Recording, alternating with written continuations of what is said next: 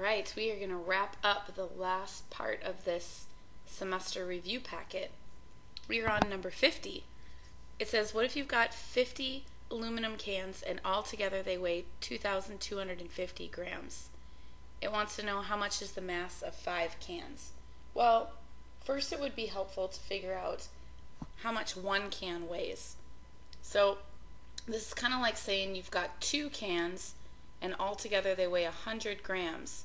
How much does each can weigh? You can easily do that in your head. They each weigh 50 grams. So how'd you do that? You did 100 divided by 2. So here you're going to do 2,250 grams divided by 50 cans, and that comes out to be 45 grams per can. So how much would 5 cans weigh? For letter A, we're going to have to multiply by 5 cans, 225 grams.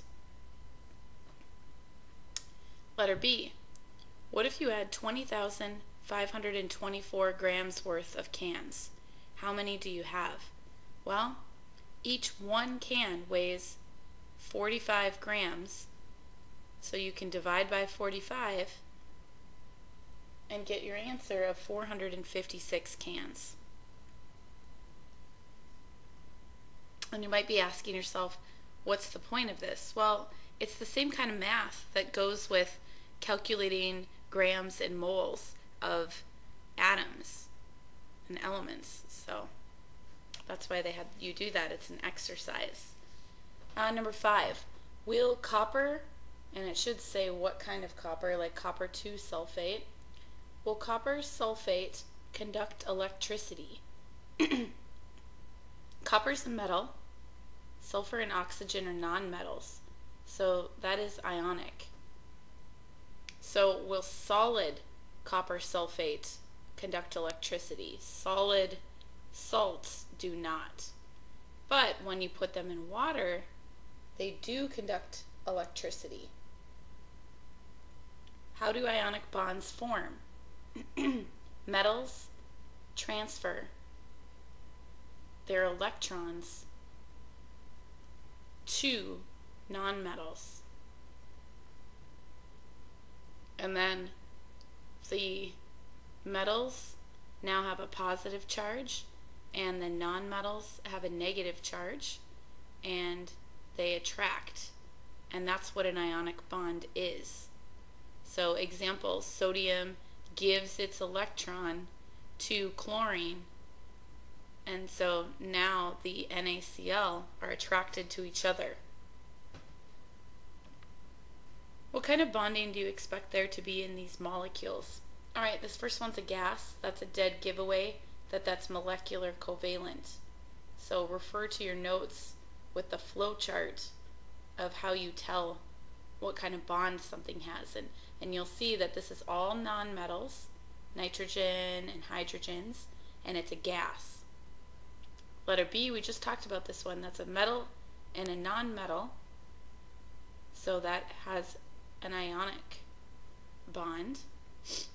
Magnesium is to the left of the zigzag. It's a metal, so it would have metallic bonding. H2O, it's all nonmetals and it's a liquid. That's another molecular covalent.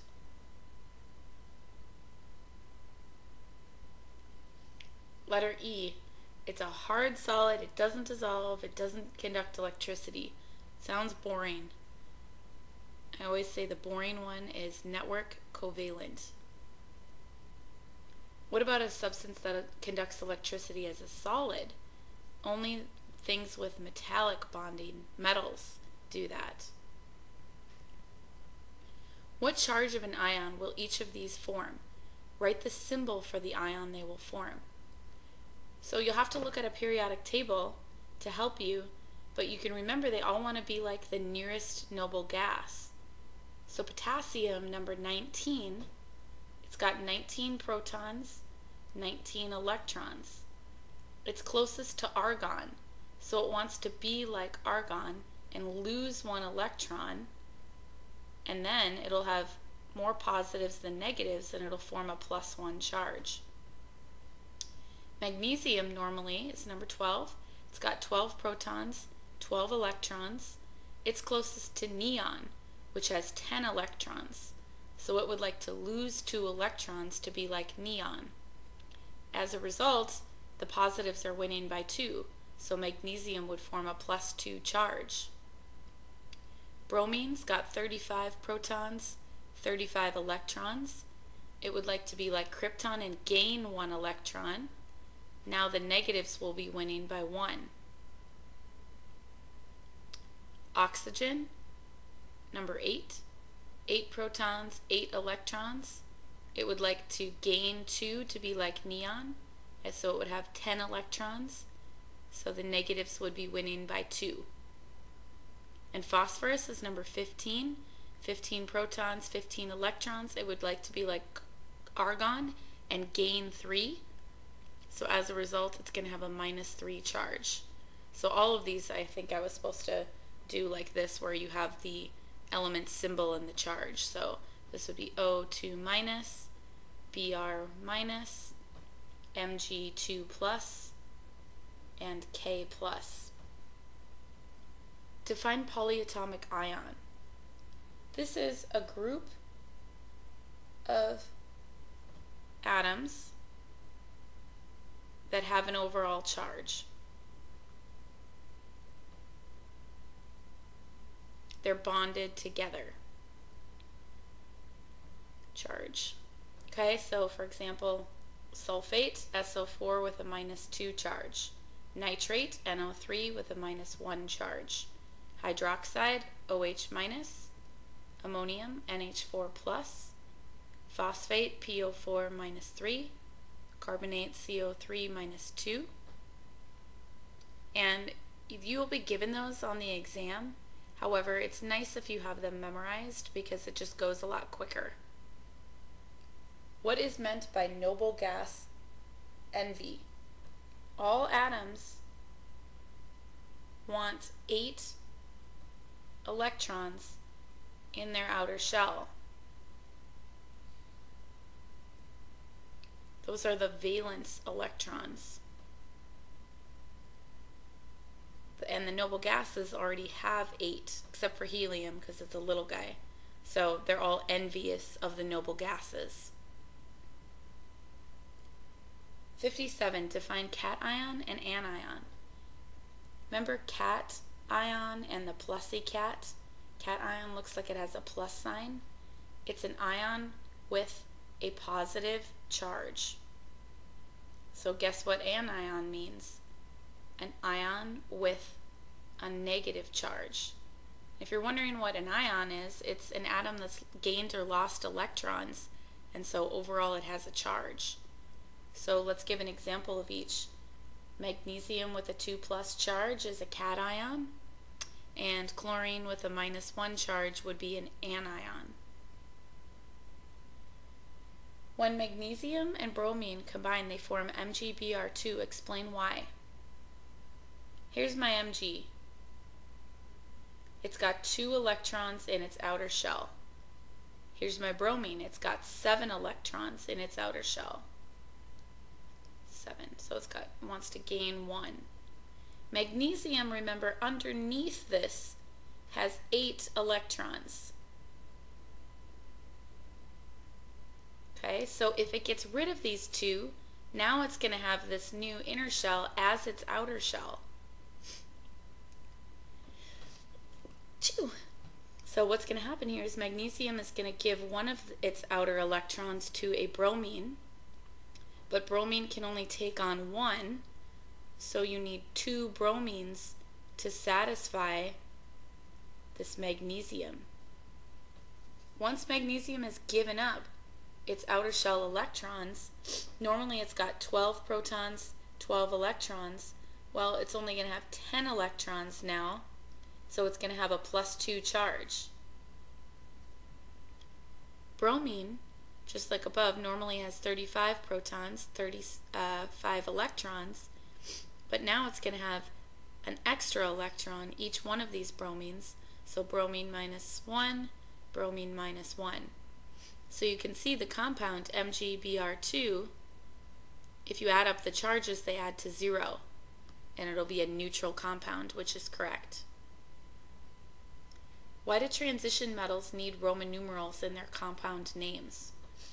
So chemists all the time have to sometimes work with things like copper chloride,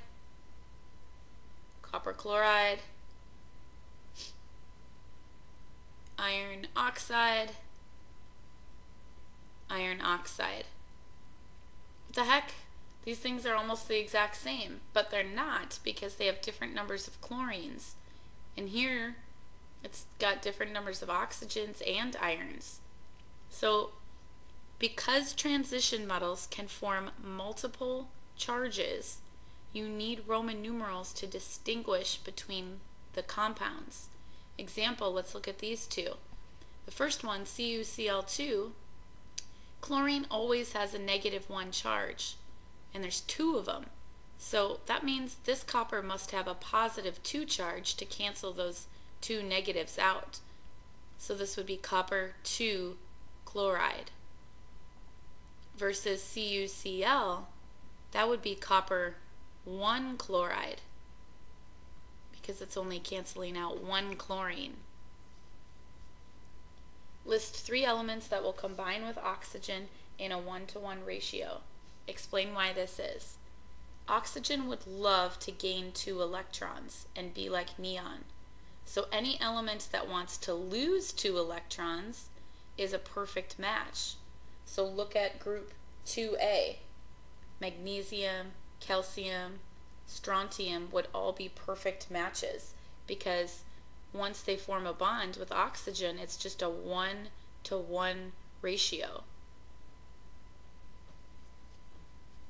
61, write some formulas for some compounds. Copper 2 chloride, we were just talking about that one. Copper has a +2 charge, chlorine has a -1, so crisscross, that'll be CuCl2. Lithium's got a +1. Nitrate is a polyatomic ion with a -1, so those cancel out, LiNO3. Nickel's got a +3 charge. Selenium's got a -2, so crisscross the numbers, Ni2, Se3. Manganese is Mn, it's got a +4 charge. Nitride has a -3, so Mn3 and 4. Now the opposite, naming things. You change the ending to ide. Sodium fluoride. Letter B, that one's a little easier because you don't have to change anything. You just have to know the name of the polyatomic ion here. Potassium carbonate. Letter C, this takes a little bit of work. 2 coppers are canceling out 1 sulfur, which has a -2 charge. That must mean each of these coppers has a +1 charge. So you would name this copper Roman numeral 1 sulfide. Letter D just has a polyatomic ion, calcium phosphate. Letter E, ammonium iodide. Change that ending to ide. And letter F, nitrate has a -1 charge and there's 3 of them. So that must mean this manganese has a +3 charge. So this would be manganese 3 nitrate.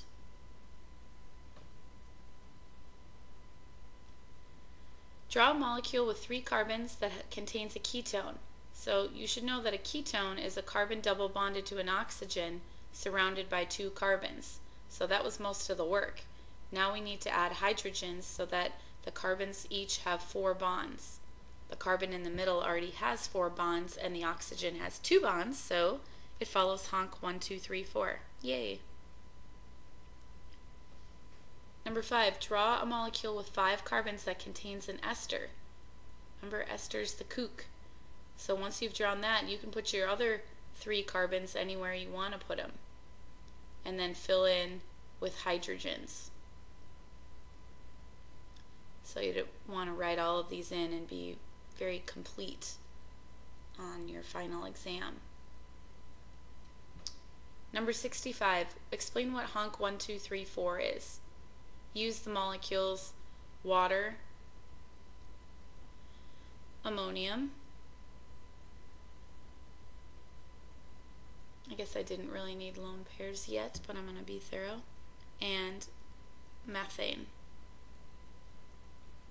Honk 1, 2, 3, 4 means that hydrogens form one bond, oxygens form two, nitrogens form three, and carbons form four. And that's because if you draw out their Lewis dot structure, hydrogen has one valence electron, so one bond. Oxygen has 6 valence electrons, so it can form 2 bonds. Nitrogen has 5 valence electrons, 1, 2, 3 lonely electrons. And carbon has 1, 2, 3, 4 valence electrons and 1, 2, 3, 4 lonely electrons. So if you check it out, oxygen here has 2 bonds. Each of these hydrogens has 1 bond. Nitrogen has 3 bonds, and this methane has 4 bonds on the carbon. 66, draw the molecules with 3 different isomers. So C4, let's just do 4 carbons together and then put the oxygen on the end, and then we would fill in the rest with hydrogen, so you would actually draw those hydrogens in. What if you put the OH on the second carbon in, and then you fill in the rest with hydrogens? Or what if you put the O in the middle of the 4 carbons and then fill in the rest with hydrogens? We've got the same formula, but we've got 3 different versions of it. How about this one? C3F2. We could put the F's on the same carbon and fill in the rest with hydrogens. We could put the F's on opposite ends and fill in the rest with hydrogens. Or you could do a fluorine on each of the middle and one of the end carbons. There are other possibilities as well, but those are just 3 of the isomers I thought of. What is the octet rule? Are there any exceptions? All atoms want 8 valence electrons. Okay, are there exceptions? Yes. Hydrogen and helium only want 2. They're just little guys. There are other exceptions as well, but we haven't talked about those, so I'm going to leave those out. 68, draw the molecule and name the 3D shape around each of the atoms.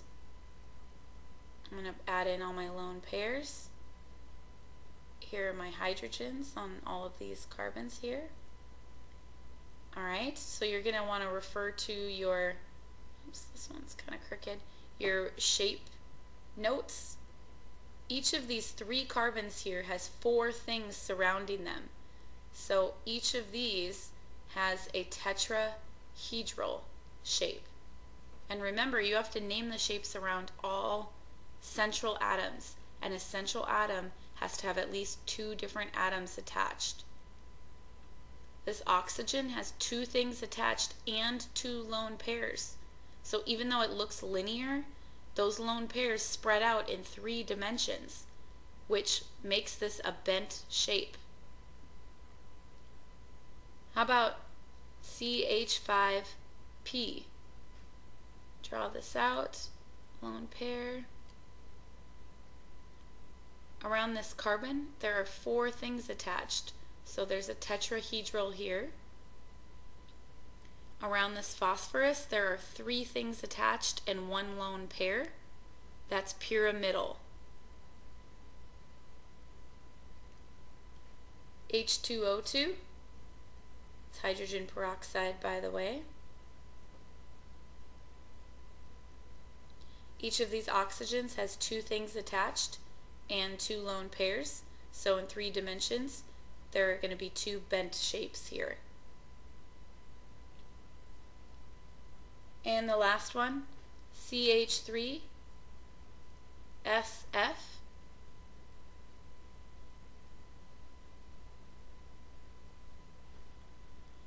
Let's see, we've got 4 things attached to this carbon, so there's going to be a tetrahedral. 2 things attached to the sulfur, plus 2 lone pairs, so in 3 dimensions that will have a bent shape. And the last question, more practice, draw the Lewis dot structure and name the shape of each molecule. Okay, let's go back to doing the dots when you're trying to figure out what's going on, because I went through 68 a little bit fast here. So oxygen's got 6 dots because it's in group 6A. Carbon has 4 dots because it's in group 4A. And hydrogens have 1 dot. So when I draw this, I realize that there's going to have to be a double bond there. So what shapes around this carbon? There are 3 things attached and no lone pairs. That makes it trigonal planar. How about letter B? We've got CH4O, so I'm going to draw my carbon and my oxygen. I'm going to connect each of the remaining lonely electrons to a hydrogen. Now the carbon's got 4 things attached, so there's a tetrahedral around it. The oxygen's got 2 things and 2 lone pairs. That means in 3 dimensions it'll have a bent shape. How about CF4? Each of the fluorines has 1 lonely electron, so it makes sense that it's CF4 because you're going to need 4 fluorines to satisfy this carbon. So carbon has 4 things attached. This is a tetrahedral.